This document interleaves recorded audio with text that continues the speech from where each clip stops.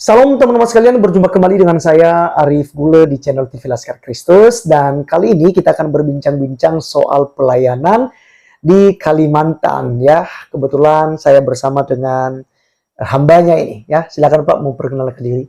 Ya, baik teman-teman, saya mau perkenalkan diri. Nama saya Pendeta Risman Bulele. Saya pelayan di salah satu gereja di Kalimantan Barat. Ya, Bapak pelayanannya di kota kah atau di pedalaman juga? Ya, tempat pelayanan kita Kota kampung. di kampung ya. Di kampung ya. Sangat jauh dari kota. Jauh ya. Itu Jauh dari kota. kota itu jam Pak, berapa jam Pak? Misalnya Bapak di kabupatennya atau di mana? Kita ada di desanya. Di desanya ya, Ya, berarti desanya. dari kabupaten, jauh dari kabupaten ya, Ya. kota kabupaten. Di kecamatan juga jauh Pak? Dari kecamatan jauh juga. Jauh juga. Ya. Wow, teman-teman, tentu pelayanan ini masuk pelosok ya. Di sana aspal ada Pak? Sampai sekarang jalannya kalau dari kota sekitar setengah sudah diaspal, dan setengahnya sampai di kampung itu masih tanah ya. Itu berapa jam dari kotanya? Dari kota ke kampung? Dari kota ke kampung kalau lebih cepat dia sekitar 2 jam. 2 Ya, jam. pakai Wah, motor. pakai motor ya. Wow, teman-teman sekalian, ini bukan perjalanan yang ini. Jadi lumpur Pak ya, Ya. lumpur di situ. Ya. Kemudian jalannya kan pasti jalan becek ya. Ya. Wow, luar biasa. Nah, Bapak sendiri sudah berapa lama pelayanan di Kalimantan? Dihitung sampai sekarang itu sudah menuju 10 tahun lebih. 10 tahun lebih, wow. Dan itu di gereja pedalaman Pak ya? Ya, gereja di pedalaman yang memang betul-betul kita diutus di sana, dan memang kita harus layani dengan baik. Wah, luar biasa, 10 tahun. Ya. Oke, teman-teman, kita akan lanjutkan untuk bertanya soal keluarga Pak Pendeta ini. Tentu saja pendeta juga, teman-teman sekalian, ya akan memikirkan masa depan seperti apa, dan kita akan coba bincang-bincang kepada Pak Pendeta untuk berbagi pelayanan. Kalau Pak Pendeta Risman ya, Ya. kalau Pak Pendeta Risman sendiri sudah berkeluarga?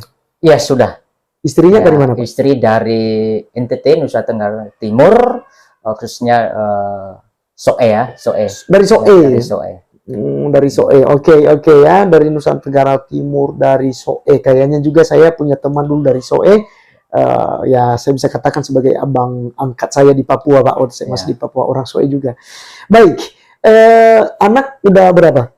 Anak sudah 2, yang pertama sudah umur 7 tahun laki-laki, dan yang kedua perempuan sudah umur 4 tahun. 4 tahun, wow, luar biasa. Nah, jadi bisa berbagi sedikit Pak Pendeta supaya teman-teman yang lain juga, mungkin yang baru selesai sekolah pendeta, yang baru selesai dari sekolah istilahnya kan gitu ya, mau pelayanan, mau terjun ke Kalimantan untuk pelayanan. Jadi perlu ya ada pelayanan-pelayanan dari senior-senior ya. Kita anggap bahwa Pak Pendeta ini kalau sudah 10 tahun di pedalaman Papua ya, kurang lebih 10 tahun tadi Pak ya. Yes. Berarti ada hal yang luar biasa gitu loh, yang Bapak lakukan sehingga bisa bertahan hidup di sana. Nah, kalau boleh tahu Pak, selama 10 tahun itu ada sponsor Pak yang mungkin mendanai pelayanan Bapak gitu? Mulai kita melayani di situ memang betul-betul usaha sendiri. Ya, usaha sendiri, dari sponsor memang sampai sekarang belum ada. Belum ada. Belum ada. Wow. Jadi mulai dari waktu pertama datang sampai sekarang memang belum ada sponsor ya yang sponsor mungkin mendukung ya, per bulannya misalnya 500.000 misalnya, lalu bisa beli beras, bisa beli ini. Nah, jadi bisa bertahan hidup seperti apa Pendeta? Dari jemaat sendiri, dari sinode ada support juga, ada honor gitu? Dari sinode nggak ada. Nggak ada ya? Nggak ada. Karena ada banyak fitnah-fitnah itu Pak. Ya. Kalau pendeta itu gajinya itu ratusan juta sebulan. ya, seperti Ustadz Bangun Samudra kemarin, kawan-kawannya kita udah bahas. Ada juga siapa, Coach Stephen, kemudian ada Ahmad Kainama, itu gaji pendeta itu ratusan juta Pak. Kaya-kaya pendetanya Pak, ya, punya mobil dan macam-macam. Tapi Pak Pendeta nggak kaya ya. Ya, kalau soal kebutuhan memang kalau dari sinode memang nggak ada. Nggak ada ya. Sponsor yang lain pun untuk memang ditetapkan untuk tunjangan atau gaji pun sampai sekarang belum ada. Belum ada. Belum ada. Yang kita lakukan di situ yang pertama adalah bekerja keras, bukan hanya melayani, tetapi kita harus bekerja. Kenapa? Kita tahu bagaimana kehidupan jemaat, ya di situ. Kalau kita mengatakan jemaat itu bisa hidup, kenapa kita hamba Tuhan tidak bisa hidup? Ya, apapun yang mereka lakukan, contohnya ya, ngadap karet, Ya, noreh. Di sini noreh. kenalnya noreh. Ya Noreh. kita juga harus noreh gitu. Ya, Bersawah, ladang. bersawah, dan juga kita juga gabung ke sekolah. Ya, Kita lihat mengajar. sekolah Dan itu sebagai bagian dari honor. pelayanan. Ya, kalau kita lihat pendapatan dari honor itu seberapa? Ya, di rata-rata itu biasanya hanya 400 per bulan. Jadi kalau 400 kita per pikirkan, sebenarnya pelayani di pedalaman sangat berat. Tetapi karena ini anugerah Tuhan mempercaya kepada kita untuk melayani, kita harus melayani soal masa depan. Kita percayakan kepada Tuhan. Tidak bergantung dengan keadaan. Ya, karena kita diutus di situ ya apa adanya. Untuk Ya. memberitakan apa ini, Pak? Memberitakan Untuk kebenaran firman Tuhan. Injil ya. Injil. Injil.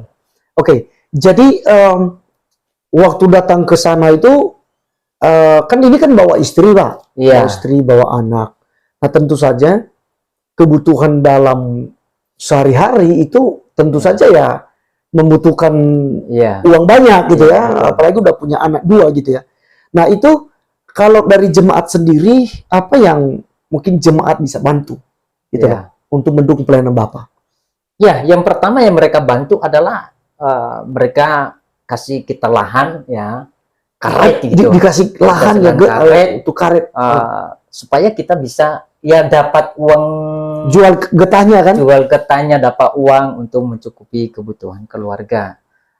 Jemaat juga mendukung kalau mereka berhasil seperti padi, ada ya ucapan syukur mereka membawa ke gereja, dan gereja mempercayakan yang mengulai adalah gembala setempat. Nah, sehingga terbantu di situ tiap apa yang kita butuhkan setiap hari. Tetapi kalau kita pikirkan sebenarnya adalah memang sangat berat karena kita juga perlu masa depan ya gitu. Ya, kita juga perlu masa depan yang lebih baik. Tetapi karena firman Tuhan mengatakan bahwa jangan bimbang itu, jangan khawatir. Tuhan sudah sediakan. Itu yang membuat kami semangat melayani Tuhan. Walaupun sampai sekarang masih harus kerja keras. Sudah kerja keras mencari kebutuhan. Kerja keras juga untuk melayani, membina jemaat-jemaat yang memang sebenarnya jemaat yang memang perlu diperhatikan dan dibina dengan benar. Ya, karena jemaat di situ memang jemaat kecil. Ya, itulah yang Tuhan kita percayakan dengan baik. Percaya. Berapa keluarga, Pak? Ya, sampai sekarang masih 32 yang sudah tetap, tapi masih ada beberapa yang simpatisan, anak-anak yang baru menikah tapi baru belum. menikah. Oh gitu ya, berarti nanti akan jadi keluarga lah ya kan, tambah menjadi keluarga. Oke, jadi ini luar biasa sekali teman-teman sekalian, kalau bisa melayani selama 10 tahun di pedalaman ya. Dan tentu saja orang-orang seperti Pak Pendeta ini ya, hamba Tuhan yang ini ya, perlu kita support ya, perlu kita dukung gitu. Karena tidak semua orang ya bisa melayani ya tanpa upah ya, mengurus jemaat yang 32 kakak gitu ya, yang tentu saja ya tidak menguntungkan secara manusia gitu ya, tapi karena memang ini pekerjaan Tuhan ya, suka tidak suka Pak Pendeta melakukan.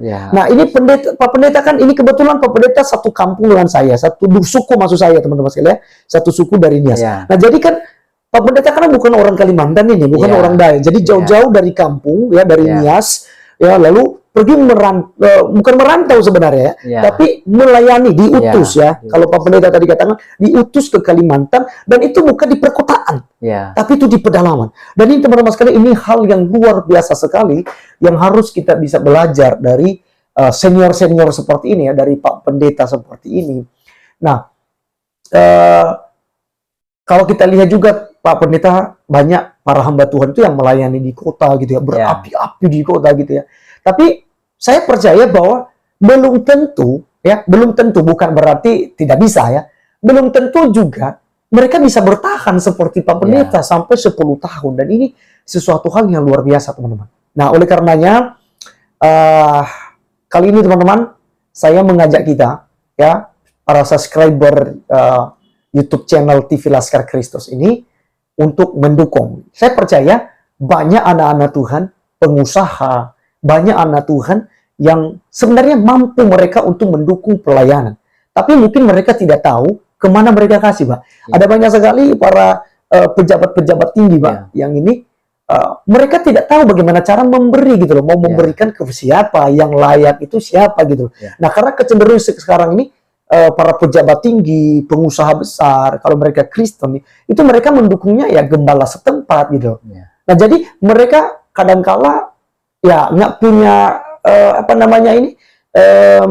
relasi ya untuk mendukung pelayanan di pedalaman. Padahal, teman-teman, saya mau kasih tahu satu hal, yang perlu didukung adalah mereka yang melayani di pedalaman.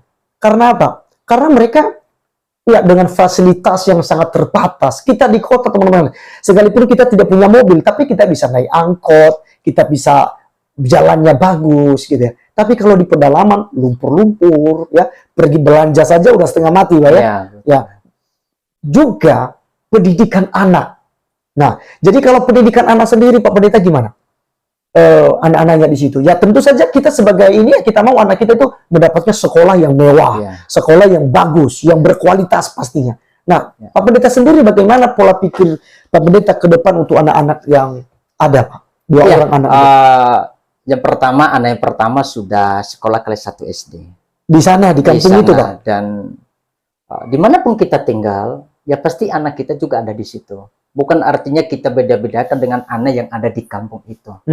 Ketika ada satu sekolah di situ, pendidikan di situ, ya harus kita tempatkan di situ. Kita nggak bisa mengatakan harus, oh saya ini orang sekolah ya, harus anak saya sekolah di kota. Itu artinya kita sudah memperbandingkan. Tidak mau anak kita sekolah di kampung. Artinya anak kita lebih kita utamakan deh. Tapi di mana anak kita sekolah, ya memang di mana kita ada, ada gitu. Itu dibina baik lah, dibina dengan baik. Walaupun ya mungkin karena kita lihat, Pak, saya juga pernah ke pedalaman. Saya pernah ke pedalaman Papua. Saya 6 tahun di Papua, Pak. Jadi saya pernah ke pedalaman itu, saya tinggal di puncak ya, di yang disebut dengan Intan Jaya. Itu di situ tuh masih terbatas, Pak. Kita tidak ada kendaraan. Jadi kendaraan di sana itu ya helikopter sama pesawat capung ya, pesawat kecil gitu. Nah, jadi kalau di pedalaman ini ya keterbatasan banyak, Pak. Ini yang tadi saya mau tanyakan gitu. Tentu dalam hal ini ya pendidikan anak-anak juga harus diperhatikan ya. Nah, jadi Pak Pendeta sendiri ya pastinya akan berusaha juga bagaimana ke depannya anak-anak bisa sekolah ya di kota gitu ya. Betul. Nah, tentu teman-teman ini ya perlu biaya besar. Biaya besar ya. Untuk sementara untuk SD SMP oke lah di kampung. Tapi dia untuk SMA ada, Pak, di sana? SMA nggak ada. Nggak ada. Berarti otomatis beberapa tahun kemudian anak Bapak harus ke kota. Iya, betul. Dan tentu di situ butuh biaya begitu banyak ya. Ya, dan ini luar biasa sekali kalau seandainya Pak Pendeta ya punya iman yang besar ya, bahwa segala sesuatunya Tuhan atur. Tadi katanya janganlah khawatir ya. Serahkanlah hidupmu kepadanya maka dia akan bertindak ya. Luar biasa. Baik, teman-teman sekalian, di akhir video ini saya mengajak kita semua setelah mendengarkan apa yang disampaikan, dijabarkan oleh Pak Pendeta tadi, saya mengajak kita untuk mendukung ya. Di bawah ini ya, dari tadi juga udah muncul sebenarnya ada nomor rekening Pak Pendeta. Silakan ya, bagi teman-teman yang tergerak untuk membantu, untuk menolong, 100.000 kah, 50.000 pun, 20.000 pun gitu ya. Seberapapun Anda mau memberi untuk mendukung pelayanan pekerjaan Tuhan, ingat bahwa Tuhanlah yang akan membalaskan itu. 30, 60, bahkan 100 kali lipat Tuhan itu akan balaskan buat teman-teman semua. Jadi Anda jangan berpikir, oh jangan-jangan nanti tidak sampai ke tangan Pak Pendeta. Sampai. Itu sebabnya kita kasih nomor rekening langsung, biar teman-teman bisa transfer langsung ke itu. Tetapi teman-teman jangan lupa juga nantinya untuk berkomentar di channel TV Laskar Kristus yang sudah bersedekah, memberi, mendukung pelayan pekerjaan Tuhan, pelayan Pak Pendeta, anak-anak dia, ya kita mendukung itu. Dan silakan ya beritahukan juga supaya kita bisa doakan bersama. Ya, nama tentunya nanti nomor HP Bapak Pendeta, nomor HP saya, kemudian nomor rekening juga ada di kolom komentar di bawah. Silakan teman-teman, silakan berikan ya apa yang bisa ya, apa yang Anda bisa berikan buat pelayanan pekerjaan Tuhan di pedalaman, khususnya untuk keluarga Pak Pendeta. Baik, ada motivasi Pak buat hamba-hamba Tuhan yang lain yang akan pelayanan ke Kalimantan? Ya, Silakan sebagai closing. motivasi dari saya yang pertama, ketika Tuhan sudah memilih kita untuk menjadi pelayan Tuhan, dimanapun kita diutus, itu sangat berarti bagi kita. Kenapa? Karena itulah tugas yang Tuhan percayakan kepada kita. Ketika Tuhan percaya kepada kita satu tempat, kita harus fokus. Kita mau satu kampung itu dimenangkan hanya untuk Tuhan. Amin. Kalau kita berpikir tentang keuangan, memang terbatas. Tetapi kita percaya bahwa kita punya Allah yang kaya raya. Ya, betul. Pasti Dia akan memberikan yang terbaik, bahkan melebihi apa yang kita minta. Betul. Itu yang kita rasakan selama ini. Sehingga kami selama 10 tahun melayani tidak pernah ada berpikir ke depan seperti apa. Tetapi kita percaya bahwa Tuhan siapkan dan pasti Tuhan akan memberikan yang terbaik. Luar biasa. Ya, jadi teman-teman yang mau pelayanan di pedalaman-pedalaman Kalimantan misalnya, ya bisa ya dengan catatan harus mandiri ya, harus siap bertempur seperti Pak Pendeta, istrinya dan juga anak-anaknya. Ya. Tentu kalau di pedalaman segala sesuatunya akan terbatas. Di sana tidak ada mall, tidak ada mobil mewah, tidak ada apa namanya itu, pokoknya makanan enak gitu ya di pedalaman gitu ya. Listrik tidak ada gitu ya. Oke, jadi nanti teman-teman sekalian kedepannya mungkin nanti akan kita juga sekali-sekali akan berkunjung ya di tempat Pak Pendeta kalau ada waktu, dan kita akan bikin apa namanya tuh video di sana untuk berbagi pelayanan ke Pak Pendeta. Jadi sekali lagi jangan lupa jika ada teman-teman yang mau memberkati, silakan di nomor rekening di bawah sini. Terima kasih, saya Arif Gule undur diri. Sampai ketemu di video selanjutnya. Tuhan Yesus memberkati kita. Salam. Terima kasih Pak Pendeta. Semangat terus Pak Pendeta ya. Pasti. Oke.